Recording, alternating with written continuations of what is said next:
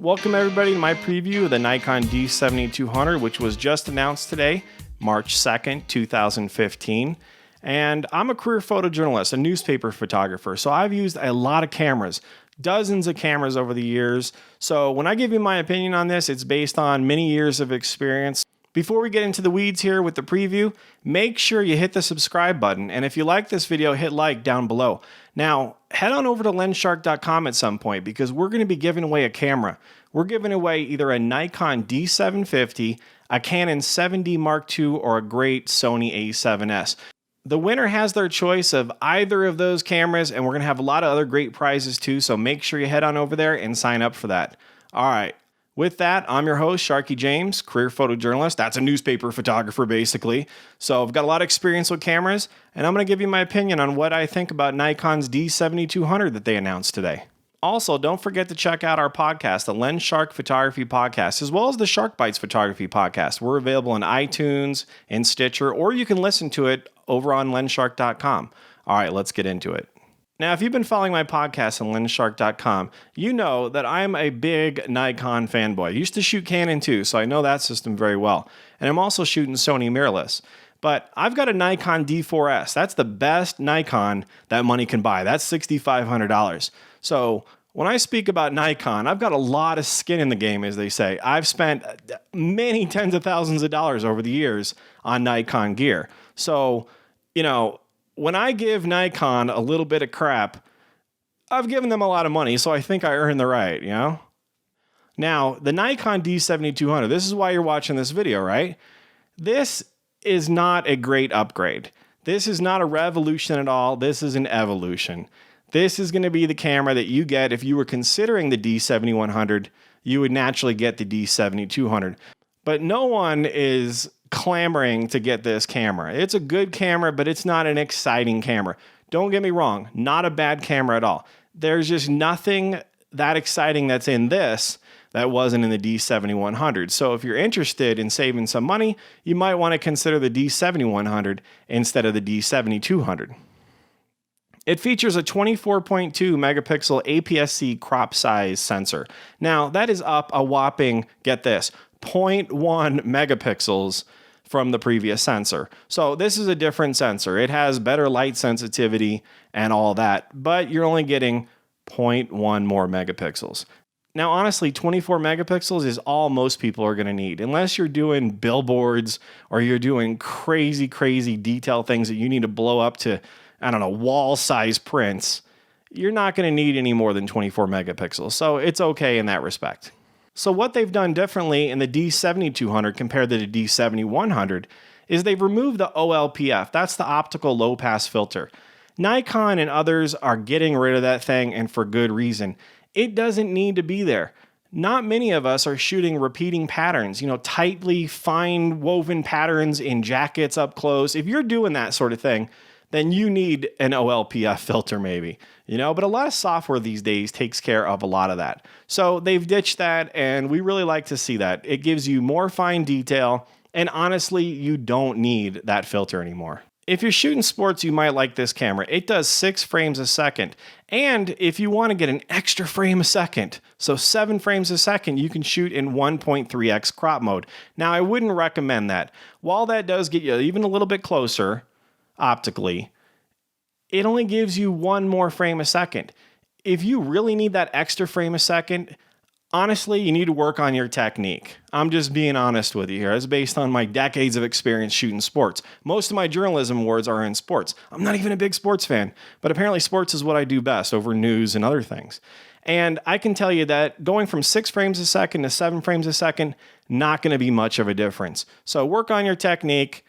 Keep it on 6 frames a second, and you're good to go. That's plenty. Most people won't need more than that.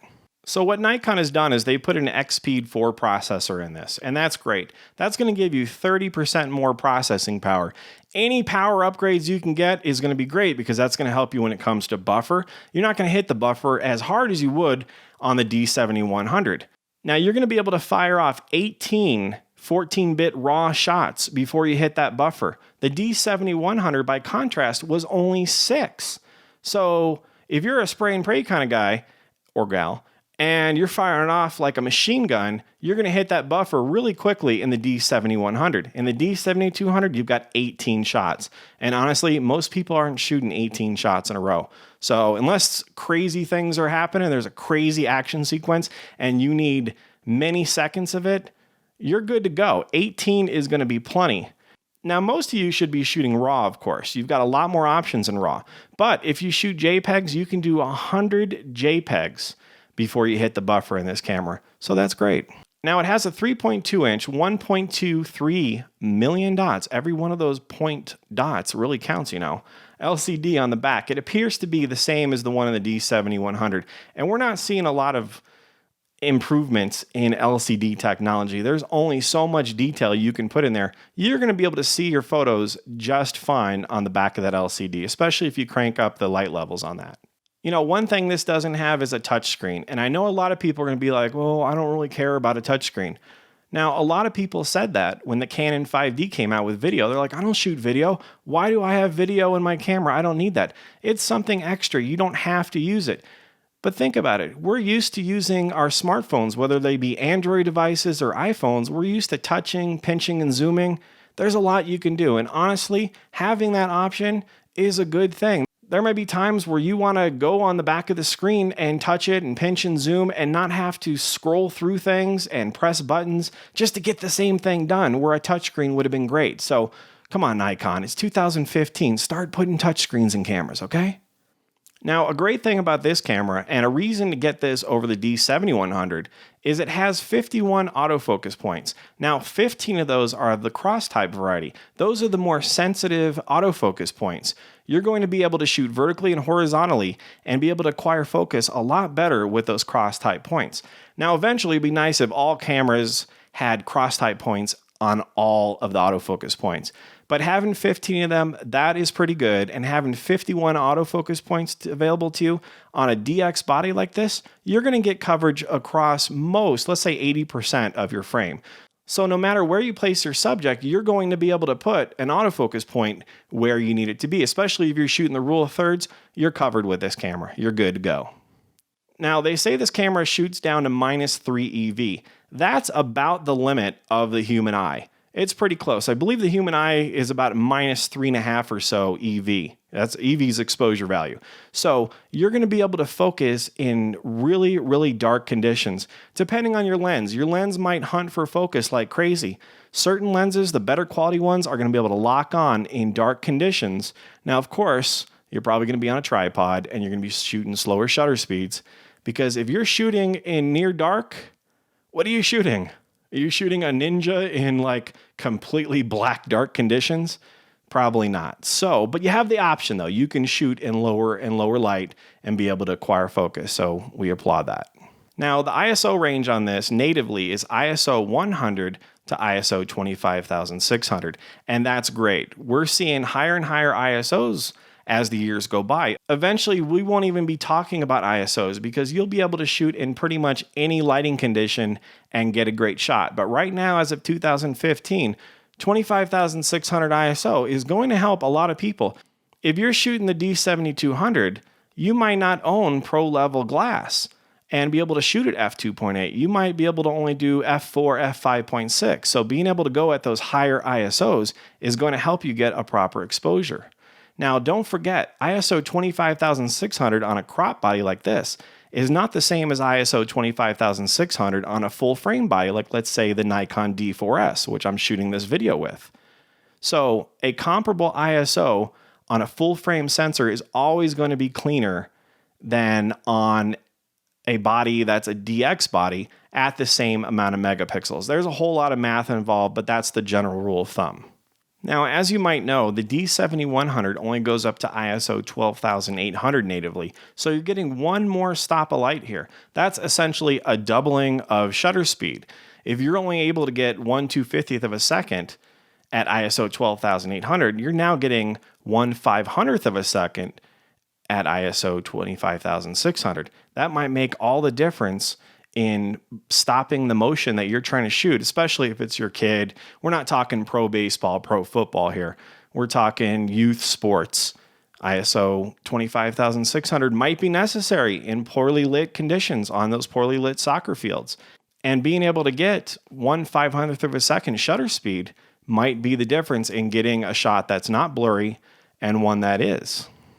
Now here's one thing that Nikon has done which is kind of weird, and I don't think I've ever seen this before.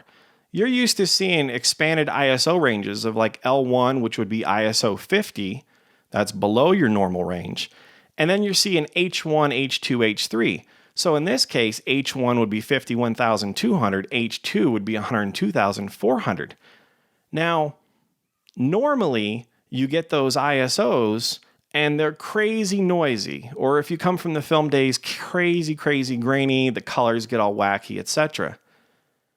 What they've done is they've given you an H1 and H2, which is somewhat unusual with these more consumer enthusiast level cameras.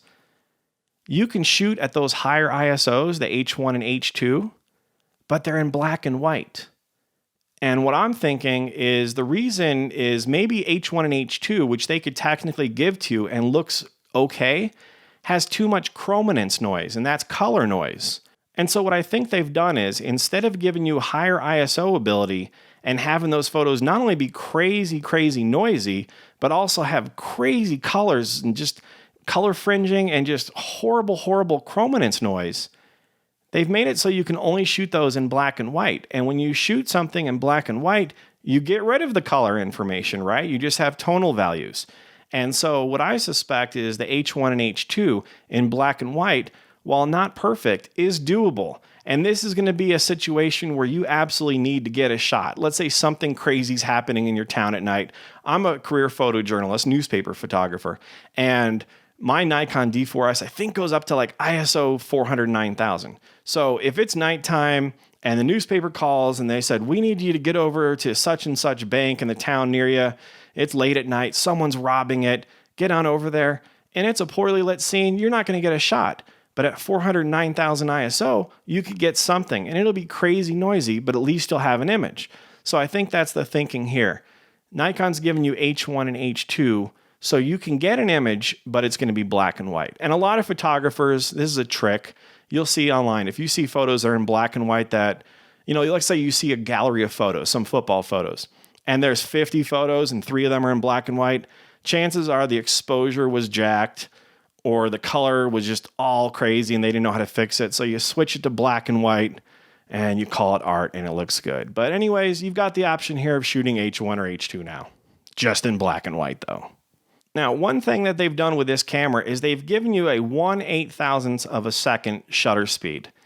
Now, I've got a Nikon D750, and that's supposed to be somewhere between enthusiast and pro level body, and it's a $2,400 camera, and we'll tell you how much this D7200 is in a bit. But that only goes up to 1/4000th of a second. I don't know what Nikon is doing. Why couldn't they give us 1/8000th of a second, especially on a body like that?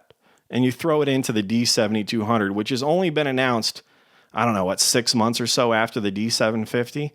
Nikon's doing some weird stuff these days, and this is one of them. But you've got 0.08 of a second, and that's great. When you're outside in crazy bright sunlight, it takes going up to that 1/8000th of a second to knock down that light.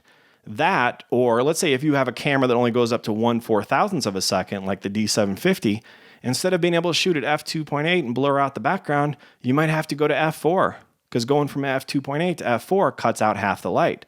Sometimes you might have to go to 5.6, and suddenly your images aren't as great as you would like them to be. Of course, you have the option of going down to ISO 100. A lot of cameras only go down to ISO 200. Thankfully, the D750 goes down to 100.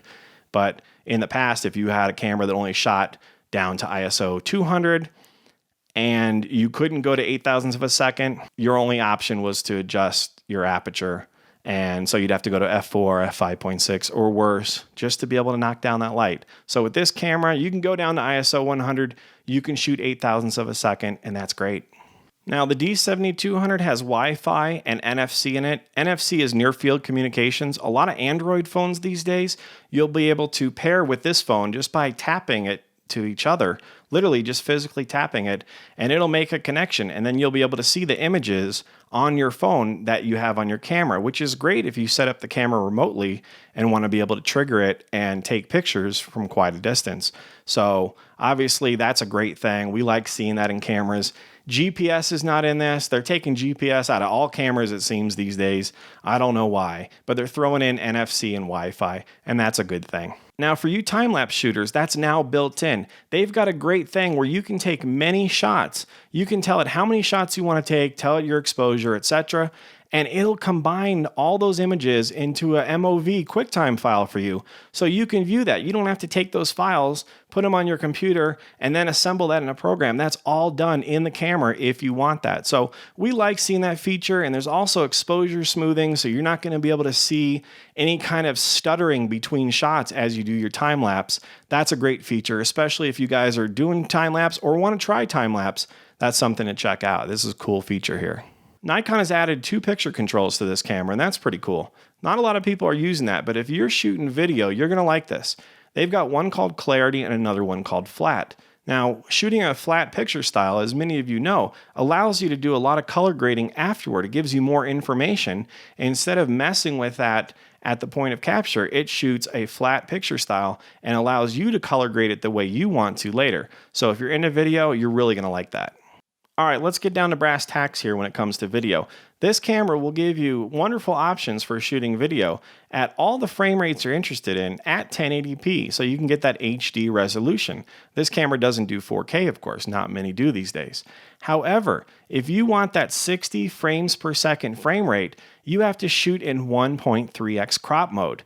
Now, that may not be a deal breaker for you, but for those of you who want wide-angle shots, you're already limited a little bit because this camera is an APS-C size sensor, a 1.5x crop. So, just for easy math, if you're shooting 100 millimeters, which is not wide-angle, it would be effectively a 150 millimeter lens. All right, so for those of you who do want to shoot wide-angle, a 24 millimeter lens on this camera, since it's a APS-C crop size camera, is going to multiply that by 1.5. So instead of 24 millimeters, you have a 36 millimeter lens. And that's okay. That's wide angle. It's not super wide angle. However, if you want to do those 60 frames a second frame rate, you now have to multiply that again by 1.3. So instead of getting 36 millimeters, you now get 47 millimeters. That's pretty close to a nifty 50 millimeter lens on a full frame sensor. That's not wide angle anymore. So if you plan on doing wide angle video, this body is not the one for you. If you want to shoot wide angle video and you get this body, put the widest angle lens that you can afford on this. You might want to get a manual focus old lens, something that's cheaper, and not do 60 frames a second. You're going to be stuck at 30 or 24 frames a second because you don't want to get into that 1.3x crop. You're already at 1.5. So a 24 millimeter lens is 36, that's pretty wide. But when you do that 1.3 again, don't forget, you're going to be at 47 millimeters. So that's not quite ideal. That's a bit of a disappointment here. I'm not sure why that is. Now, if you're shooting video and the 60 frames a second thing is not a deal breaker for you, this has an HDMI out port. It's got a headphone jack. It's got a mic jack with 20 levels of adjustment. So it's got all the standard things. It's also got a USB port for tethering and all that. So you're good to go. Now, one thing that's interesting that they've done in the D7200 is they've added zebra stripes. Zebra stripes shows you what area of your frame is overexposed, that is blown out. That's handy, but would be really great to have in this would be focus peaking. Like I've got in my Sony A6000, A7s, and the other Sony and mirrorless cameras that can do that. Now, to get focus peaking, of course, you have to shoot in live view mode, but if you're shooting video, you're doing that anyhow, so you're good to go. Why doesn't Nikon throw that in there? It is so easy to do. It seems like it's just a firmware upgrade, and maybe they'll do that in the future. But unlike Panasonic, they don't really do feature improvements with upgrades. They want you to buy a new camera, which of course would be in a couple of years from now, to upgrade this to the 7300. Maybe that'll have focus peaking. I don't know. But for now, you've got zebras. Or if you're overseas, zebras. One of the great things about this camera is it has exposure smoothing and auto ISO. Now, when are you going to use that, right? Here's when. If you're shooting video and you're in a really dark room and you go outside, let's say you go through your front door and you're out in the crazy bright sunlight, your exposure would go crazy. This camera is going to seamlessly adjust as the light levels are changing really quickly on the fly, and you're not going to see that. The viewer is not going to see your exposure go crazy. It's just going to seamlessly adjust from when you're inside to outside and vice versa. That is a great feature and in a lot of pro cameras. So to see that in a D7200, that is a welcome feature. All right, so many of you are wondering how much this camera is going to cost. This is only $1,199. That is not bad. That's for body only. So it'd be roughly 1,072 euros for those of you overseas. Now, this is said to be available sometime in early April 2015. So as I record this, that is barely about a month away. Now, hit the links below, and if you order this or pre-order this through any of my affiliate links, they give us a little bit of money. You pay the exact same amount of money. If you were to go to Amazon and type in Nikon D7200, you would pay $1,199. If you hit my links and buy it through me, you still pay $1,199. It helps me create content like this. It helps me keep the podcast going, the website going, and I'd greatly appreciate it if you did that. If you don't, that's cool. No matter where you get it, this is going to be a great camera. All right, so who's this camera for? This camera is a great all-around camera. This is going to be for those of you who want to get started in sports photography. 6 frames a second is going to be great. If you want to do 1.3x crop, you can get the 7 frames a second. I don't recommend it though, but 6 frames a second is going to be great for you. This will be great for landscapes, no OLPF filter, so that's great. It's 24.2 megapixels. That's a lot of resolution. This is going to be great for portraits, pretty much anything you can think of. This is going to be a great camera for. Now, of course, it's not a Nikon D4S. That's $6,500. But at almost $1,200, this is a great value. This is no doubt a great camera. Not a great upgrade from the D7100, but still a great camera. And I think most people are going to be happy with a camera like this. If you've got more money, I'd steer you in the direction of the Nikon D750. It's just a wonderful camera. It's got better weather sealing. It is just a great all-around camera, amazing autofocus, more solidly built, like I said. It is a great camera, but the D7200 is not too shabby. And at $1,200, it's a pretty darn good value. So this is not like, oh, the D7200, I've been waiting for you for 2 years now. If you've been waiting, if you've got a D7100 and you've been waiting for the D7200 to come out, you're probably a little disappointed. You might hold on to your D7100 because this isn't that great of an upgrade. It's a nice upgrade, but there's nothing earth-shattering in this. I appreciate you all taking the time to watch this D7200 preview. If you liked it, go ahead and hit subscribe up above. We're going to have a lot more video reviews and previews and a lot of things going on. Also, you can listen to the podcast on YouTube. Surprisingly, a lot of people listen to my podcast while playing it on YouTube. So go ahead and hit subscribe. You won't miss an episode. Head on over to lensshark.com when you get a chance. Hit the thumbs up, like I said, down below. Leave a comment if you have any questions or just want to say hi. That's cool too. And like I said, if you're going to make a purchase, consider making it through my links down below. That would greatly be appreciated. It helps us keep the lights on here and keeps us going strong. So if you don't mind, go ahead and do that. Thank you so much for watching. I'm your host, Sharky James, career photojournalist. See you later.